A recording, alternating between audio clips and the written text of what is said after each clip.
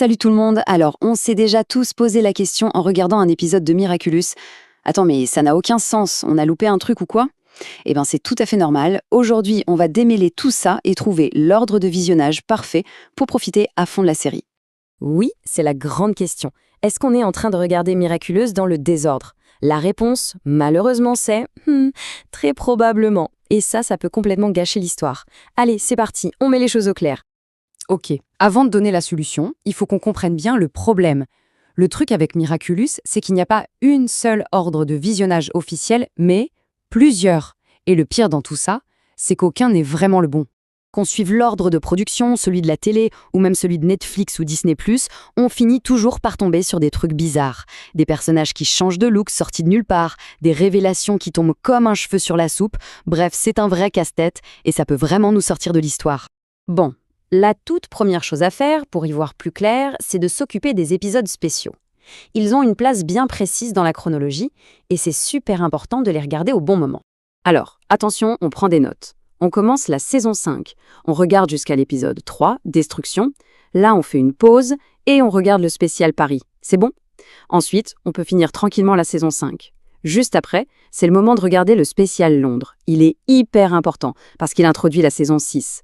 Et pour finir, le spécial Tokyo, on peut le regarder quand on veut, mais après celui de Londres et avant d'attaquer la nouvelle saison. Maintenant, le plat de résistance, la saison 6. L'ordre de diffusion a été une vraie catastrophe, créant plein de confusion. Mais pas de panique, il y a une façon de la regarder qui est beaucoup plus logique. Alors, on oublie tout ce qu'on a pu voir ou entendre. Le vrai, le seul, l'unique point de départ pour la saison 6, c'est l'épisode Le Dessinateur. Point. Et pourquoi le dessinateur? Eh bien, c'est super stratégique. Déjà, la fin de l'épisode nous tease le grand mystère de la saison. Chrysalis, le nouveau papillon, se cache parmi eux. C'est le fil rouge. En plus, ça fait un petit récap sur Monarque, ça montre que nos héros partent de zéro, sans aucune info.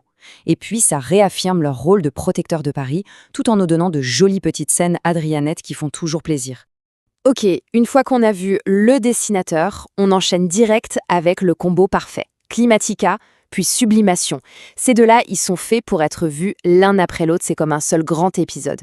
Ce qui est super intéressant, c'est que Climatica, à l'origine, c'était vraiment pensé comme le pilote de cet arc. C'est là qu'on rencontre Sublime, un personnage important, mais surtout, la toute dernière image de Climatica est la toute première de Sublimation. C'est une transition parfaite. Regardez à la suite, l'histoire est juste tellement plus fluide. Alors, récapitulons un peu ce parcours idéal pour la saison 6. On a notre trio de départ pour poser les bases. Ensuite, on a un bloc d'épisodes pour le développement de nos héros, avec Papa Flic et Révélateur qui sont cruciaux, notamment pour Chat Noir. Après, on plonge un peu plus dans l'histoire de la famille Agreste. Mais attention, le plus important vient maintenant.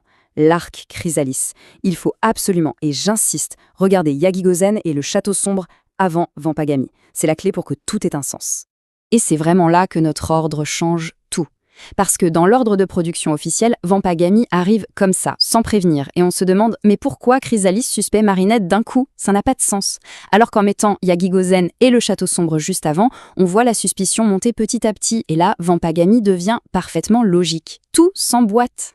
Bon, ça fait pas mal d'infos d'un coup, je sais, mais pas d'inquiétude, pour que tout soit super clair, voici la liste de visionnage ultime. Le guide complet, étape par étape, pour une expérience Miraculous absolument parfaite. Allez, le résumé final, c'est le moment de tout noter. Saison 1 à 4, on ne touche à rien, on regarde dans l'ordre. Saison 5, on regarde les épisodes 1, 2 et 3, on fait une pause pour le spécial Paris, on finit la saison 5, puis on regarde les spéciaux Londres et Tokyo, ensuite on attaque la saison 6 en commençant par le dessinateur, bien sûr, et on suit l'ordre qu'on vient de voir ensemble. Et quand on a tout rattrapé, il reste la cerise sur le gâteau, le film Miraculous, le film ou Awakening. Alors attention, petit disclaimer, ce n'est pas canon, c'est une autre version de l'histoire. Mais franchement, il est tellement bien fait que ce serait vraiment dommage de le rater. C'est un peu le dessert parfait après un bon marathon. Et voilà, normalement avec tout ça, plus de confusion possible.